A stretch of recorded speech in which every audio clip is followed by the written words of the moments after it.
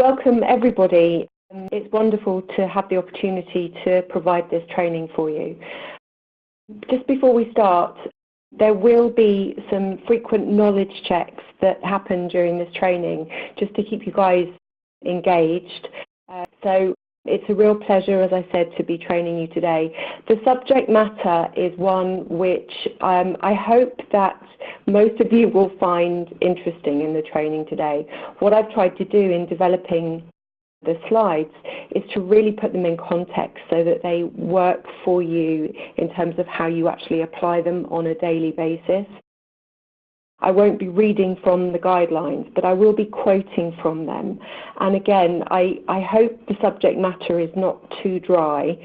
It's very difficult when you are training on regulations not to focus too much on what the regulations say, but it's important that we actually know how to apply them, and that's really what the focus of this training is on.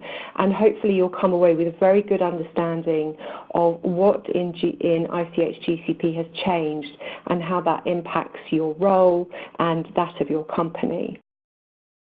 So I just will spend very quick time just introducing myself to you. So I'm Debbie Harper. I am based in the UK, and I have well over 20 odd years of experience in drug development.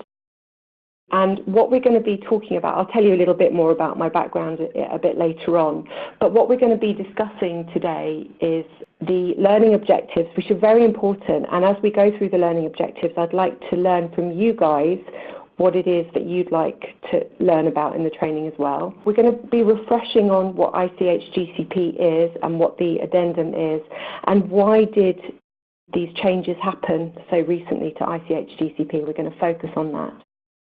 We're going to look at an overview of the overall changes to the regulation, and then we're going to look at a detailed review, so section by section, and again, it's going to be using applied examples to actually help you think about how are the changes going to impact your role and your organisation. And then we're going to just review some key messages at the end, and then we'll close by reviewing the learning objectives, and then we will close the training.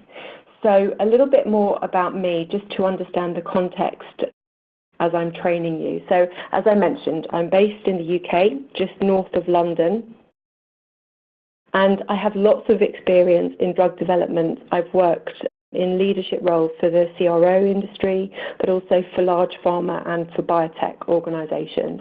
And I have lots of experience working directly, either leading or working in operations for ClinOps, project management, quality, process and training. And I develop a lot of training on ICH GCP, but also a lot of project management training too. And I have my project management professional as well. So that's just a little bit about my background. So I'm currently in the UK delivering the training at the moment, which is so wonderful to be delivering the training to such a diverse audience. And I appreciate that some of you have many people in the office who are receiving this training. So I hope that you will stay engaged. Let me know if there's anything that you can't understand or that needs repeating. All right. So let's get started. In terms of the learning objectives, what we want you to achieve when you leave the training today is, first of all, to explain the rationale for the addendum, describe the terms that are new and that have been updated, and know how you can find them easily. Look at the individual changes that comprise the addendum, and there'll be examples, and we'll have some detailed information that will substantiate some of the information that's actually in the addendum. And then last but not least, recognise the importance and impact of the changes for both the sponsor or CRO and for investigators and sites, and how does that impact priorities. Before we actually move on to the details of the addendum, we're just going to take a minute to refresh ourselves. What is ICH GCP? Now, I'm sure everyone in the call is fully aware, but let's just take some time to think about how did we get to where we are today with the latest version, which is called E6R2. So the first version of ICH GCP was published in 1996, and it was well and truly required to update it 20 years later. And the actual addendum came into place in November 2016, and as industry, we had until June 2017 to fully implement it.